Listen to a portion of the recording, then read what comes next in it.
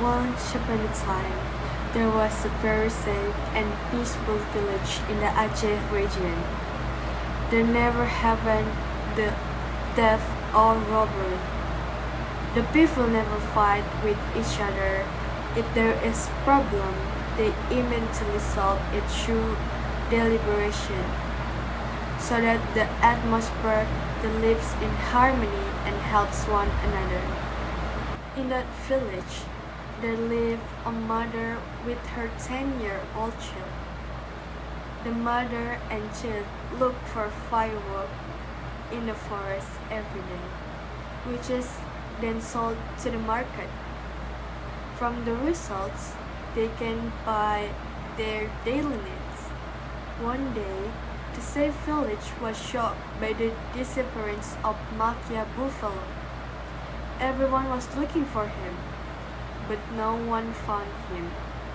The buffalo disappeared, as if it had been swallowed up by the jungle.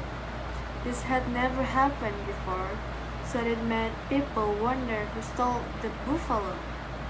The next day, 3 of Bang Mae goats also disappeared from their grazing area. There are that remain where bones and blood splattered everywhere. This incident made people more curious. In their hearts, they asked, "Actually, who has broken the pitch in this village?" In the following days, more and more residents lost their livestock. In fact, one of Wakmina's children also disappeared when she was playing, which made her cry all day long. The people guessed that it was the Geugasi giant who lived in the forest, there who ate their livestock and stole Wakmina's children. Because the footprints lived in the area are enormous, the people in the village began to get restless. Fear began to strike in their hearts. They don't even dare to leave the house. Ahmad, who could not stand the situation, ventured to look for the troublemaker. The next day, he said goodbye to his mother to go to the forest, but her mother forbade him. "Don't be Ahmad, you will be eaten by Geugasi," his mother said angrily. "No, Mom, I'll take good care of myself. You just pray that I'm safe." Finally, his mother could only not resignedly accepting Ahmad's request, her stubborn son. Then Ahmad went to the forest alone. He only brought food and a knife tucked in his waist. Ahmad kept walking until he himself did not know how far he had walked. Sweat began to wet his body. He rested for a while under a tree. From a distance, a house on stilts appeared, and Ahmad's spirit reappeared. He headed for the house. The house on stilts is not that big and not too small either. Ahmad knocked at the door of the house, but there was no answer. He entered. Inside the house, there are various animals' heads and bones that are used as displays. Various types of spirits and matches are located in the corner of the house, as well as other items. "Helps! Helps!" Ahmad was surprised to hear the sudden cry for help. He looked for the source of the sound and found it one of the rooms in the house. It turned out to be the voice of Wakmina's missing daughter. The child was huddled in the corner sobbing uncontrollably. Now Ahmad knows that is the Geugasi house he is looking for. He also called Mina's daughter and promised to return her to her mother. Suddenly, from a distance came the sound of people walking so loudly. It felt like the earth was shaking when the footprint hit the ground. That must be Geugasians, thought Ahmad. He also thought of an idea to save them. Geugasi, who was just looking for good, finally arrived in his yard. Then he stopped and his nose went up and down many times. I smell a human, he said so loudly. Suddenly there were loud shrieks in the house.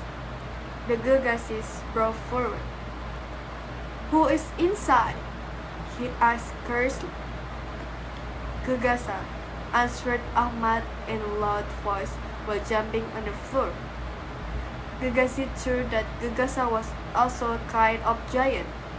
He asked again, let me see your teeth. Ahmad threw the betel nuts. The Geugasi was surprised to see the Geugasa teeth were bigger than his. He then continued his question. Let me see your mustache. Ahmad took a thick clump of palm fiber and threw it out.